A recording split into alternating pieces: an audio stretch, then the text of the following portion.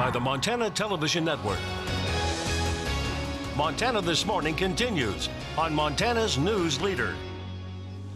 A tragic mistake. That's what the attorney for a Wake Forest basketball coach says was the situation when his client punched a man in New York City.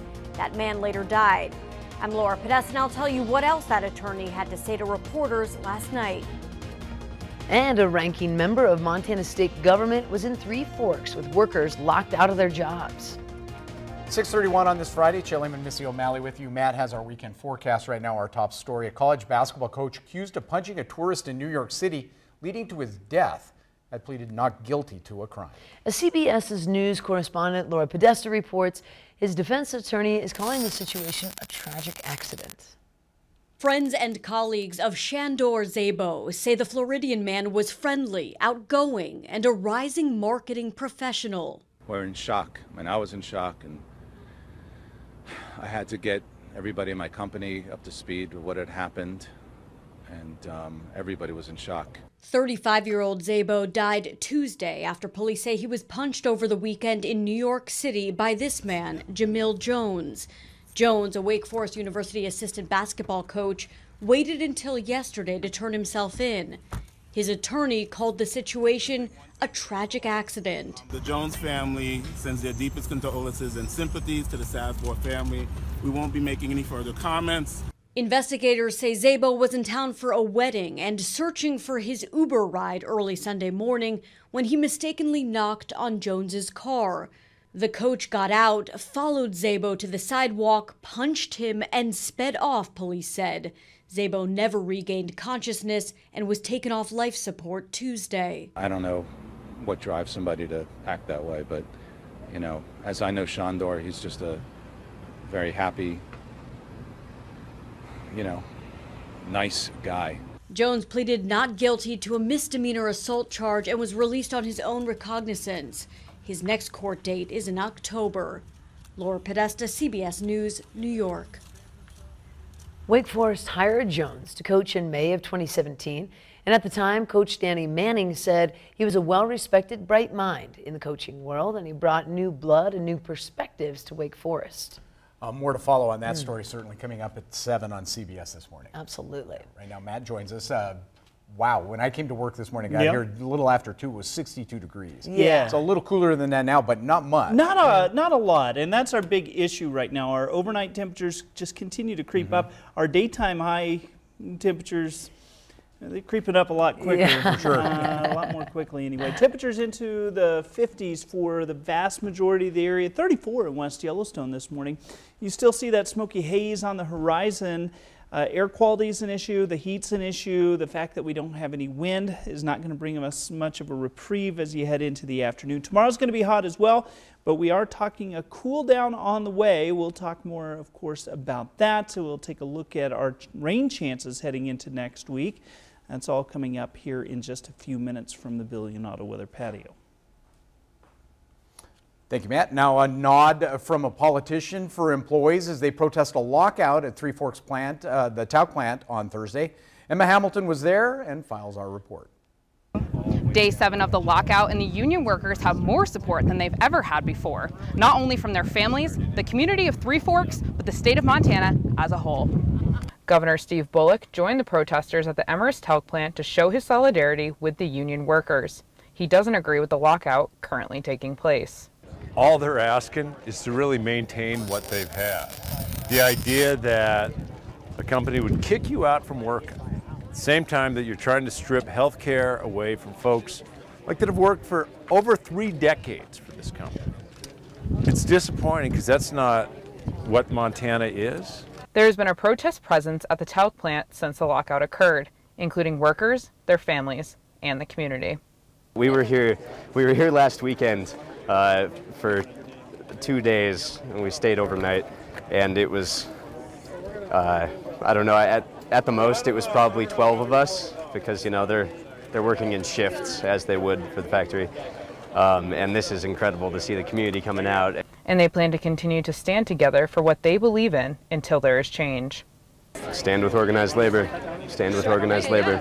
Governor Bullock has hopes that change will come sooner than later for these workers and their families. The time that I've been involved in labor, there's something called good faith. That's where you begin, where you can look across the table like Montana's do, eye to eye, and say, in good faith, we'll work together.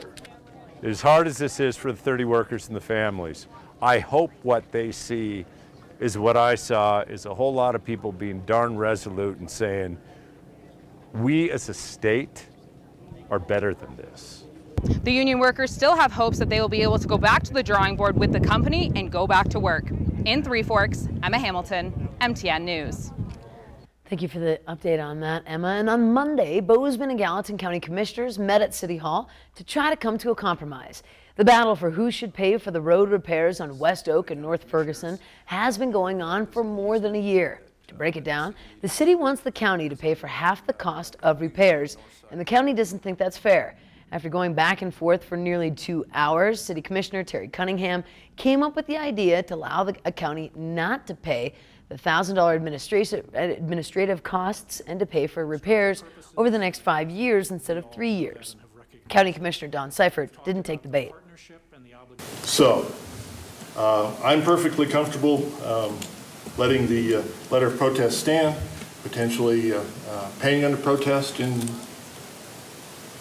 we'll let somebody else give us answers. Now, the county did not make a decision on their next steps, but Seifert said he would be willing to pursue legal action against the city to protest the county paying $900,000.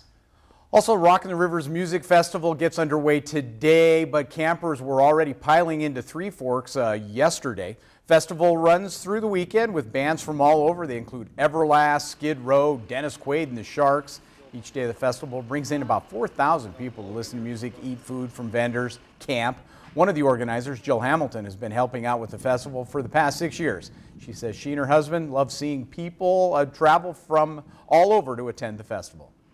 We really like watching all the local people come in and all the people from so far away. It's really amazing. If you got a map out, you could throw a pin in any direction and see, and have darts all over it to see where people are coming from. Again, campers, people who showed up last night set up, they were able to attend to a free pre-party, which was showcasing some of the bands. That took place last night. That's cool. Good stuff. Hot weather for the Oh, Three it's going to be a Forks warm people one this out there for weekend. sure. Oh, no doubt about it. For sure.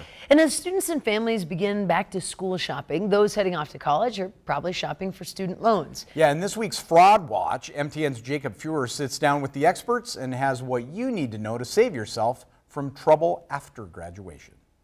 It's back to school season, and for many across the country, that means heading off to university and probably a mountain of student loan debt. Current estimates suggest there's about $1.5 trillion in student loan debt out there right now. The Office of Consumer Protection says there's some steps you can take now to protect your wallet later and maybe even avoid getting scammed.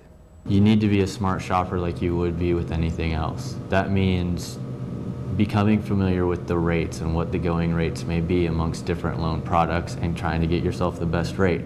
Knowing the difference specifically in this arena between public loans through the Department of Education and private loans through like a bank or another entity that may loan you. The experts say pay close attention to the lengths of payments you're required to make and how much you're paying in interest over the length of the loan. Just because an interest rate may be low right now doesn't mean you should max out what you can borrow. And beware of the for-profit trade schools that promise a job right after graduation. And they'll try to get people into their programs. They tend to be high-dollar colleges.